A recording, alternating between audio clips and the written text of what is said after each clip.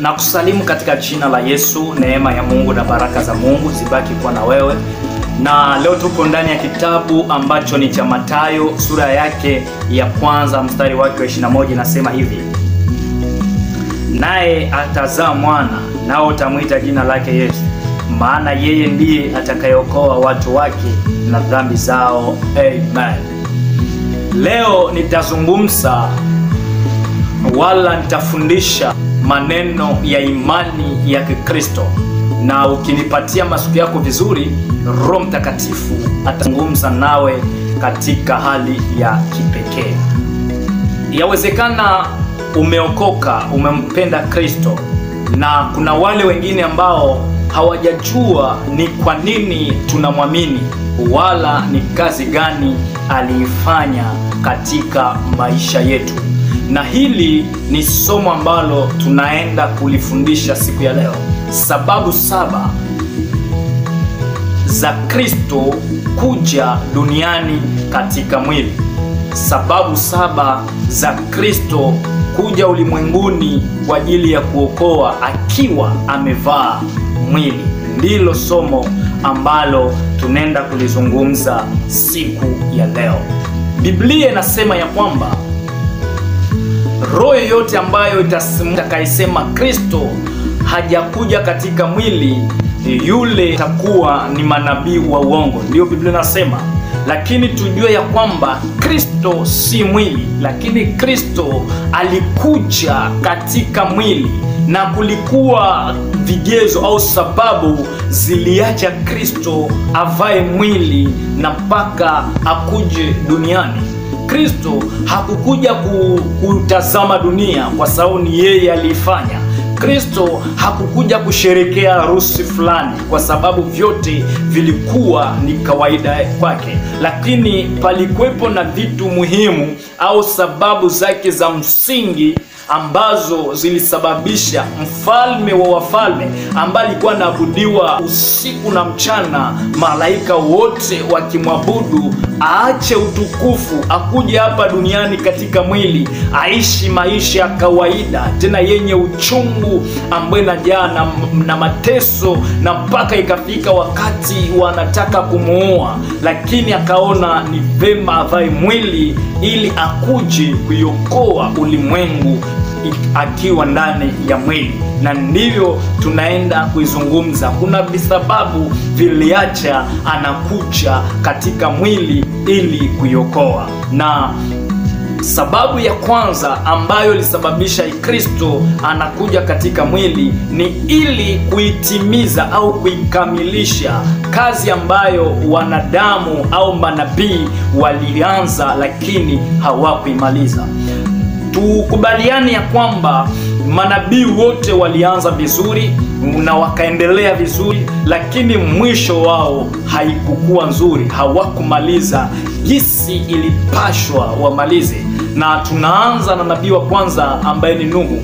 Nuhu alijenga safina, na kwa siku ya gharika. Nuhu alijenga safina wakati wa gharika, na wakati wa kutoka ndani ya safina akakunywa mvinyo, yani pombe, na alipokunywa hiyo mvinyo akabaki wazi pasipo kuvaa chochote, na ndipo ilikuwa mwanzo wa kulaani familia yake na watoto wake ambao alikuwa nao, na ikatokea shida sana ya watu kupata laana ambayo hawakustahili kuibeba.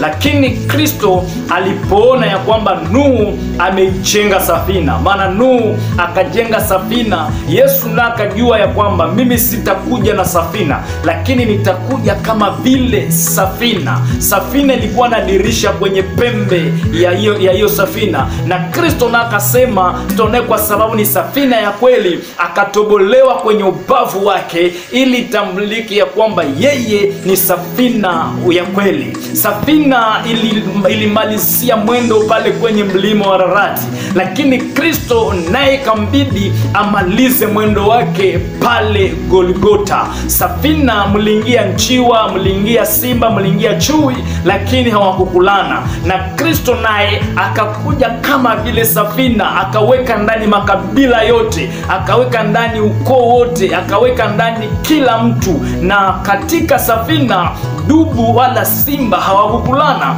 kwa sababu Kristo naye akaweka ndani mataifa. Hatuwezi kulana kwa sababu Kristo ni safina ya kweli. Utaelewa ya kwamba Nuhu alijenga safina, lakini Kristo akakuja kama vile safina ya kweli itakaookoa binadamu. Ndio maana akasema ya kwamba kaeni ndani yangu nami nitakaa ndani yenu, chochote mtakachokiomba kwa jina langu nanyi mtapewa. Ndio maana sisi hatuwezi tukaenda ndani ya safina, lakini tutakaa ndani ya safina, yani ni Kristo. Na tukikaa ndani ya safina, mle hamna unafiki, mle hamna vita, mle hamna chochote ambacho kinaweza kikatumiza. Mule ni kuheshimu sheria ya safina. Wakati wa safina njiwa alitoka, lakini Kristo pale kwenye Yordani ilibidi njiwa ashuke, si tu kwa sababu ni mwanadamu, lakini kwa sababu yeye ni safina ya kweli. Safina haikuzama, ilitembea juu ya maji.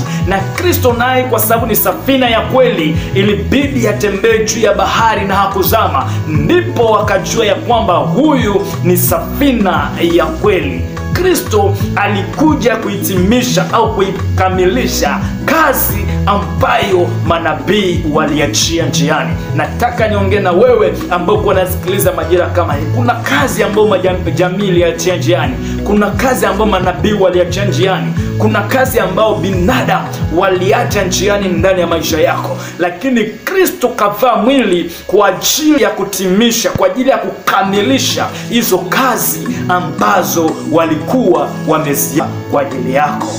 Nabii wa pili mkubwa ni Nabii Musa. Biblia inatuambia kwamba katika Israeli, Waisraeli wakasema ya kwamba hakujawahi tokea nabii mkubwa kama Musa.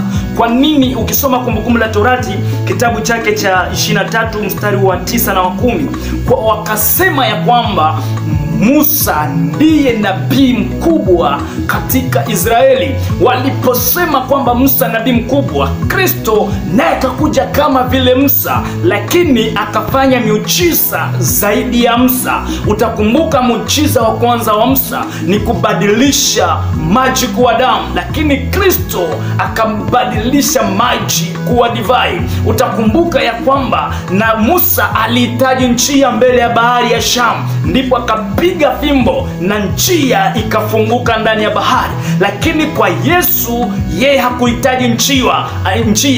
Kwenye bahari ya Galilaya alitembea pasipo kupasua njia, ili ambie binadamu ya kwamba mimi ni njia ya kweli na ya uzima. Utaelewa ya kwamba kipindi ambapo Musa anapata hasira akapasua amri 10 za Mungu, lakini Kristo alipotoka pale Golgota, haijalishi uchungu na matatizo na vitu amepitia, lakini hakupasua neema, akapasua pazia hekalu ili mimi na wewe tupate wokovu. Utaelewa ya kwamba Musa wakati wa hasira alipasua ardhi ikameza Kora na Datani, lakini Kristo hakupasua neema, hakupasua neema, lakini Kristo akapasua udongo ikatapika watakatifu. Kama Musa alizika, lakini Kristo akakuja kuvifufua. Ndio maana wana wa Naini wakasema ya kwamba huyu ni nabii mkubwa amefika kwetu. Wakasema ya kwamba huyu ndiye nabii mkubwa. Kwa nini wamwite Kristo nabii mkubwa? Ni kwa sababu walisema ya kwamba manabii wote waliotangulia walikuwa na tabiri, asema Bwana wa majeshi, lakini Kristo akakuja na mtindo fulani, akasema amini amini na kuambia. Kumbe manabii waliotangulia walikuwa na tabiri, lakini Kristo yeye alikuwa na tabiri na analeta majibu ya unabii wake. Wakaelewa ya kwamba Kristo si tu bali binadamu, lakini pia Kristo ni nabii mkubwa. Alikuja kama vile Musa, lakini akafanya zaidi ya Musa. Ni mojawapo ya kazi iliyosababisha Kristo akuje duniani katika mwili. Mtu wa tatu ambao tunaenda kujifunza ni mtumishi wa Mungu Eliya. Ni nabii ambaye aliushangaza ulimwengu, aliutikisa dunia kwa unabii wake, na ili ye aangushe manabii wa Baali ilibidi aende nao kwenye Karmeli. Lakini Kristo ili amwangushe Ibilisi ilibidi aende naye awapeleke kwenye Golgota. Na wakati alipofika Golgota, Biblia inatuambia kwamba baada ya Eliya kuangusha manabii wa Baali pale Karmeli, akashuka, na aliposhuka akausegemea mtu wa mretemu na akamega pale mkate. Lakini Kristo aliposegemea msalaba akaumega pia mkate. Wayahudi pamoja na Waroma wakafanya makosa. Biblia inatuambia kwamba Kristo akahitaji, akasema nasikia kiu, wakamletea ziki tumia, wakafikiri kwamba wamemuua wala wamemtesa. Kumbe ndani ya kitabu cha Ruthu Biblia inasema kwamba ili mkate usiwe na chachu inabidi wauweke ndani ziki. Sasa Yesu kama vile mkate wa uzima ilibidi apate ziki ili asioze pale kaburini. Aseme wakati Eliya alipomaliza kumega mkate akasema ya kwamba yote imekwisha. Kristo naye pale aliposegemea msalaba, alipomaliza kutumia ile ziki ili asioze kaburini, naye akasema yote imekwisha. Utaelewa ya kwamba Kristo alikuja duniani kwa ajili ya kuhitimisha, kukamilisha ile kazi ambayo manabii wa kwanza waliacha. Ndiyo, utaelewa, utakubaliana mimi ya kwamba kila nabii au mtu yeyote ambaye alitokea mwanzo alianza vizuri, lakini mwisho hakumaliza. Lakini Kristo alikuja kuimaliza na kuhitimisha ile kazi ambayo wale waliacha njiani. Mungu akubariki sana, na Mungu akutendee miujiza. Zile kazi ambazo wanadamu waliacha njiani, zile kazi ambazo manabii waliacha njiani, ile ambayo manabii walizika, gisi Musa alipozika Kora na Datani, lakini Kristo akakuja kufufua watakatifu pale Golgota. Ni muujiza ufanyike pamoja nawe. Wale ambao walizika hitaji yako, watangazie kwamba kuna Kristo kavaa mwili kwa ajili ya kufufua vya kwako vilivyozika.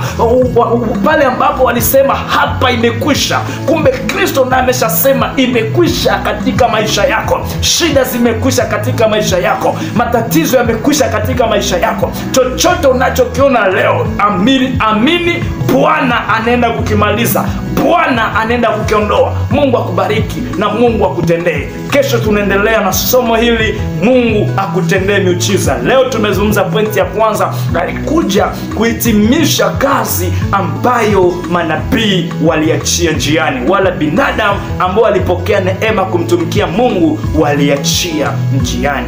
Mungu akubariki. Niite mchungaji Morris. Mungu akutendee miujiza. Amen.